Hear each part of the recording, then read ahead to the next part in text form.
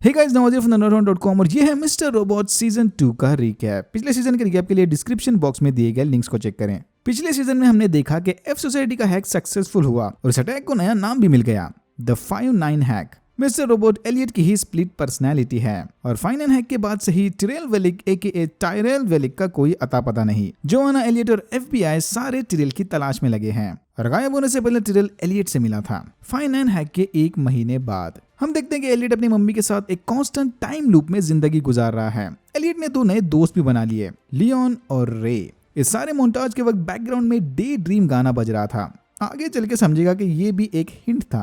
Elliott को अब भी मिस्टर रोबोट के विजन्स आ रहे हैं, बट वो उसे टिरेल के बारे में कुछ नहीं बताता। एलियट के अंडरग्राउंड होने के बाद अब डार्लिन एफ सोसाइटी की नई लीडर बन गई। ये लोग ई कॉर्प की जनरल काउंसिल सूजन जेकब्स का लग्जरी स्मार्ट होम हैक करके उसे वहां से भगा देते हैं और फिर उसके घर को एफ सोसाइटी का नया अड्डा बना लेते हैं। फिर डार्लिन और मोबली साथ मिलकर ई कॉर्प के बैंक पर रैंसमवेयर अटैक करते हैं। रैंसमवेयर अटैक मतलब किसी भी कंप्यूटर या सर्वर के सारे फाइल्स इनक्रिप्ट करके डिक्रिप्शन की के बदले पैसा मांगना। रैंसम के बदले एफ सोसाइटी स्कॉट नोवेल्स को उनका आइकॉनिक मास्क पहनकर $5.9 मिलियन जलाने को कहते हैं। इस तरह के रैंसमवेयर अटैक से बचना तो बहुत मुश्किल है, बट अगर आप चाहो तो VPN यूज करके अपनी प्राइवेसी जरूर बचा सकते हो। साथ ही साथ रीजन लॉक कंटेंट्स भी देख लेना, link in the description. E Corp attack के बाद ऑलसेफ की नैया भी डूब गई।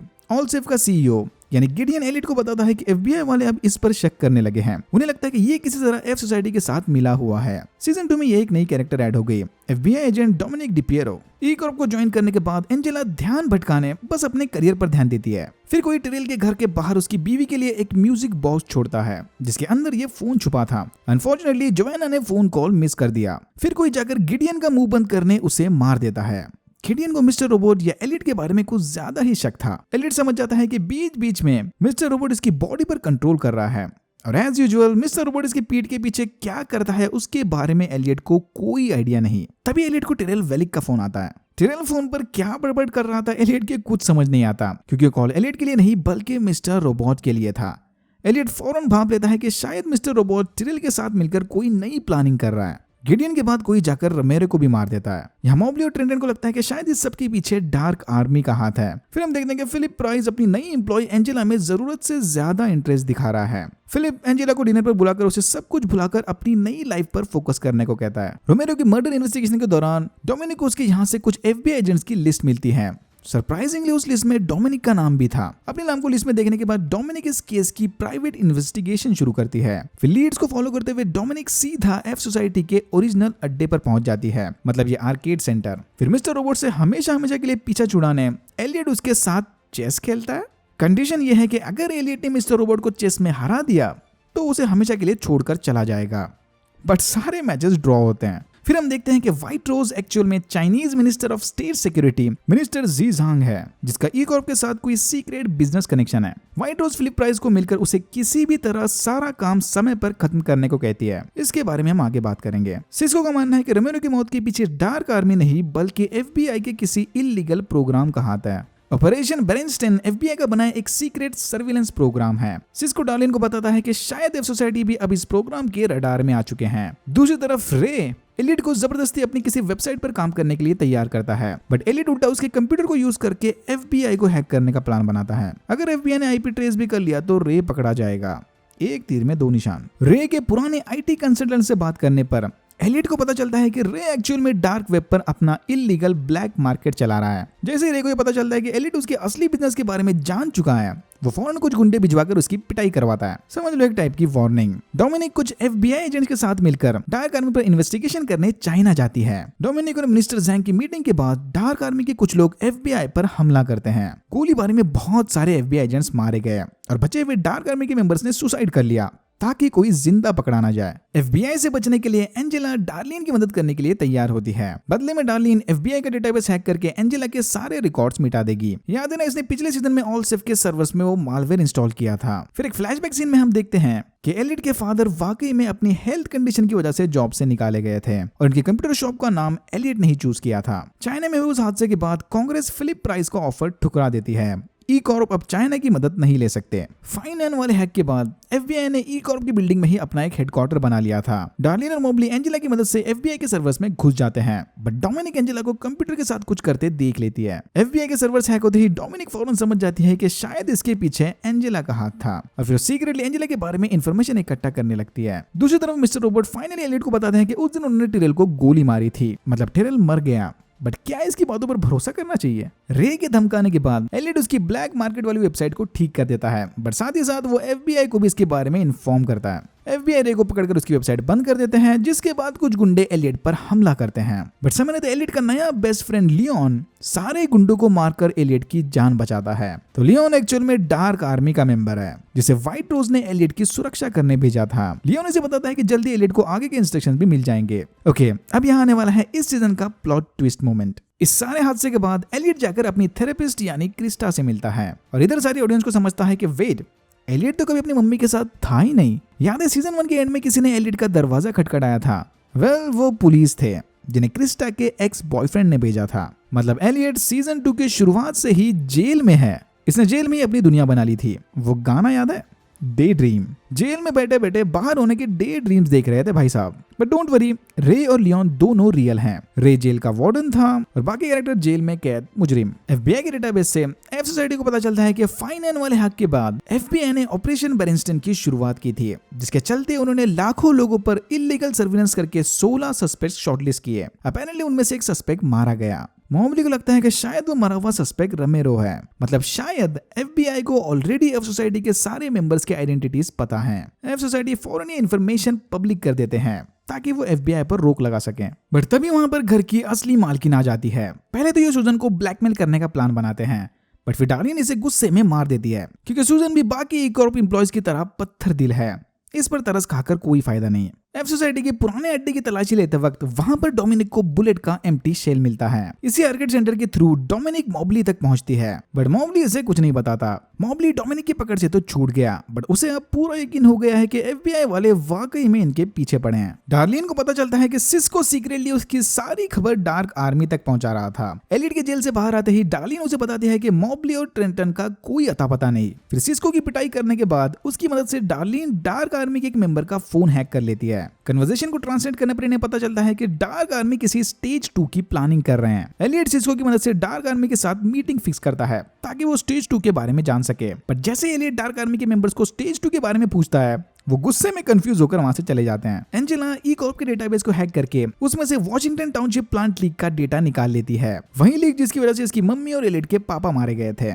फिर हम देखते हैं कि उस प्लांट के साथ व्हाइट रोज का कोई कनेक्शन है। वॉशिंगटन टाउनशिप प्लांट के अंदर व्हाइट रोज कोई सीक्रेट प्रोजेक्ट टेस्ट कर रही है। लीक के बाद ई कॉर्प के पिछले CEO ने प्लांट को बंद करने की कोशिश की थी, बट अपने प्रोजेक्ट को कंटिन्यू करने व्हाइट रोज ने उसे मरवा दिया था।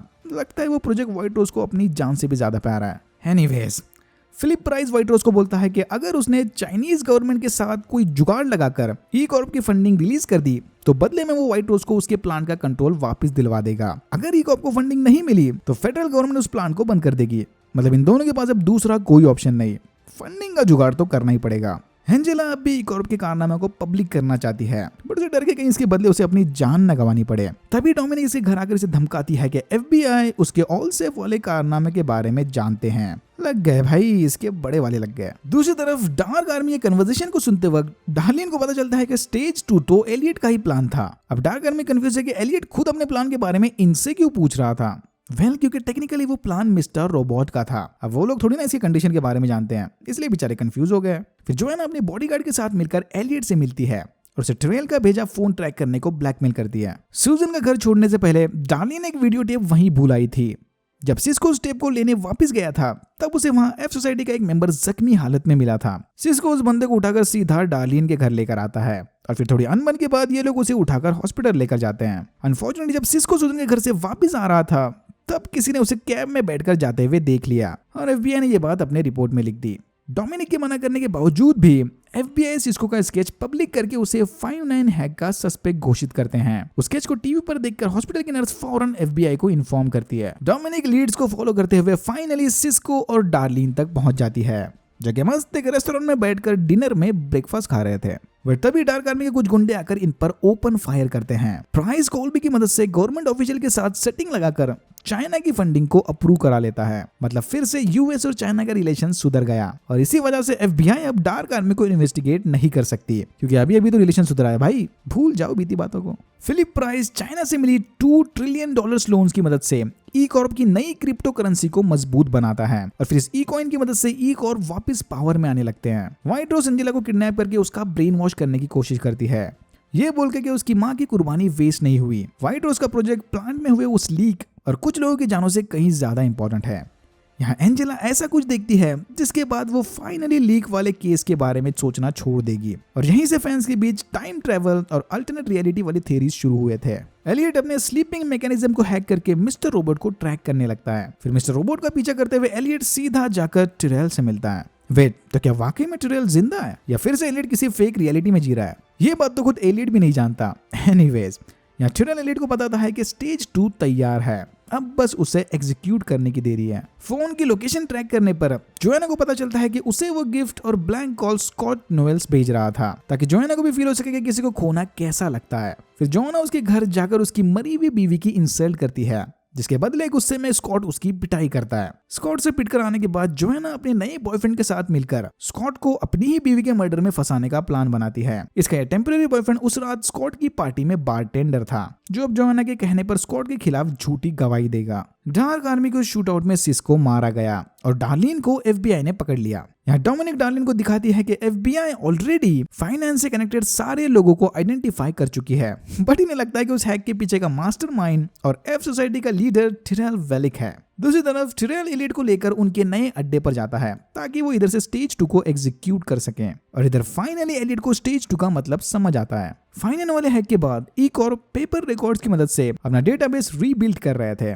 स्टेज 2 मतलब इसी फिजिकल बैकअप फैसिलिटी में धमाका करके ई कॉर्प का बचा कुचा डेटाबेस भी उड़ा देना। अगेन धमाका मतलब लोगों की जान को खतरा, मतलब एलियट इसके सख्त खिलाफ है। डोमिनिक ने आर्केड सेंटर में मिली बुलेट शेल की मदद से उसके ओरिजिनल ओनर को ढूंढ लिया था, जो इसे बताता है कि उससे गन डार्लिन ने चुराई थी। डार्लिन अब बुरी तरह से फंस गई। एलियट बैकअप फैसिलिटी में इंस्टॉल मालवेयर और ई कॉर्प के सर्वर्स में बनाए बैकडोर को डिलीट करने की कोशिश करता है, पर उसे ऐसा करने से रोकने के लिए टिरेल इस पर गोली चलाता है, उसी बंदूक से जो पिछले सीजन में डार्लिन ने चुराई थी। गोली का दर्द फील होने तक एलियट को यही लग रहा था कि टिरेल बस उसके दिमाग की उपज है।